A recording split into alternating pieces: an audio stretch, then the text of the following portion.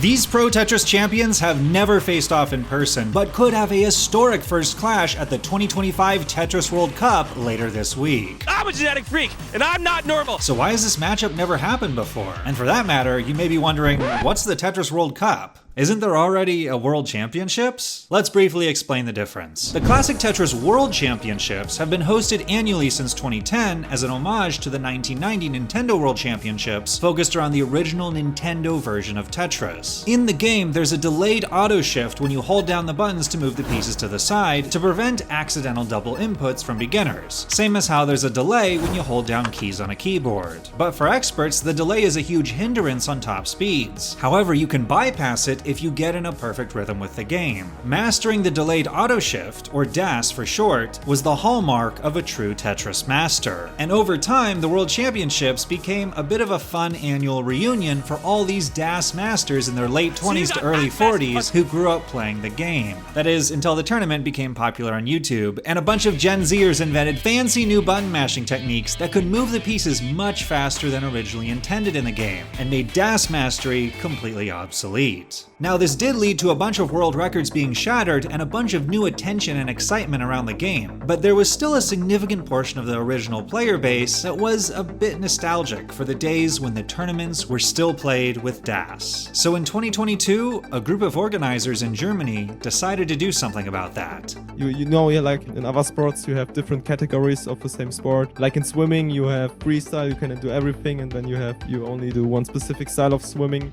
The goal is to make it kind of like that. We want to give DAS players a chance. So in 2022, they launched a World Championship exclusively for DAS players, calling it the World Cup of DAS. And the inaugural event was a huge success, bringing a different kind of excitement back to the game. For example, surviving a Tetris board like this isn't exactly trivial even with the new button mashing techniques, but it's insanely impressive to survive with DAS. Oh, no!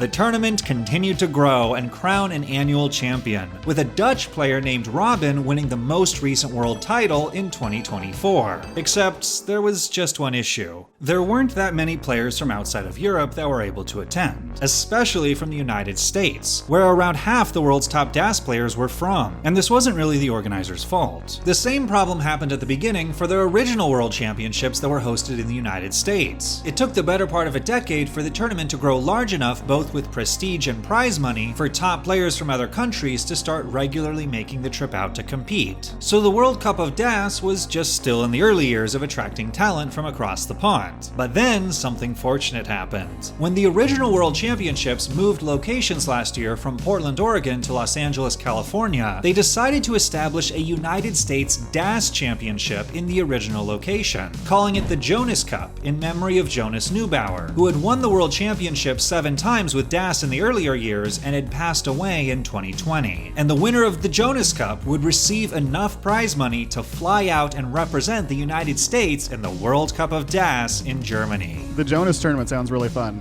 I'm looking forward to seeing the old crew. The tournament ended up being a great opportunity for some of the old veteran DAS masters in the United States to finally show off their skills once again. But it also turns out, if you give Gen Z an incentive to get good at DAS, they will. A lot of the younger button mashers put some time into mastering DAS and ended up dominating the tournament, with a player named Fractal ultimately emerging as the winner.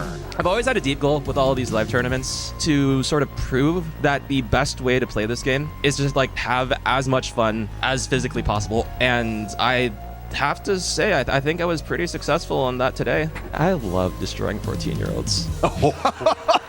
So is the World Cup of DAS this year going to be an epic showdown of Fractal versus Robin, the 2 reigning champions? Well, not necessarily. There's some other players who could be even better. After the Jonas Cup was announced last year, the Pro Tetris organization Classic Tetris Monthly announced they would host a monthly online tournament called DAS Masters for top players all around the world to practice both for the Jonas Cup and the World Cup over the following year. And impressively, 6 out of the first 9 tournaments so far have been won by Pixel Andy, a top Gen Z player who actually first started out playing with DAS and then became a top button masher until he suffered an injury to his wrist in early 2024. So he switched back entirely to DAS because the playstyle was less strenuous. I basically have to rest a lot until it's healed, but it might take a while, so that's why I'm practicing DAS.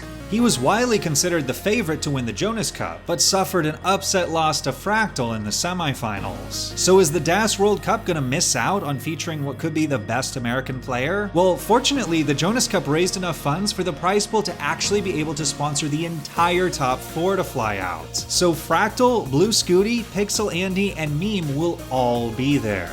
But are there any other top contenders to win, since we've seen that tournaments can sometimes feature upset losses, and it's possible even more top players could potentially be going under the radar by not being winners of major events. As it turns out, last fall, a community member who goes by Sonic the Screw organized and led a small team in gathering detailed statistics on thousands of games played in all the top DAS tournaments. And this allowed her to rank the players by a bunch of different metrics, the most prominent one being fair median score, a simple equation that does its best to account for the quirk of how NES Tetris matches work in order to measure basically what a player consistently scores in games. And so, here is the fair median score leaderboard for DAS players in 2025. Surprisingly, last year's World Cup winner Robin ranks much lower than expected on this metric, as although she's recently gotten some impressive DAS world records in solo play, she hasn't scored as high consistently in tournaments as she did last year. As for the top 4 being flown out from the Jonas Cup, on this metric they rank 19th, 4th, and 3rd, with Pixel Andy, as expected, at number 1. But 2 local European standouts are the Italian player Giovanni and Bulgarian player Leo at 2nd and 5th. Leo has played incredibly over the past year, but just has never pulled out a win in DAS Masters, losing in the finals twice in September 2024 and October 2024. And in the DAS World Cup last year, Giovanni actually lost to Robin in the finals and kept coming up short in DAS Masters until he finally defeated Pixel Andy in the finals last month. I wanted this for such a long time. I've come close several times. I've always struggled with my mental, let's say. I was always like, oh yeah, I'm gonna choke, or yeah, I'm not gonna perform well under pressure, right? So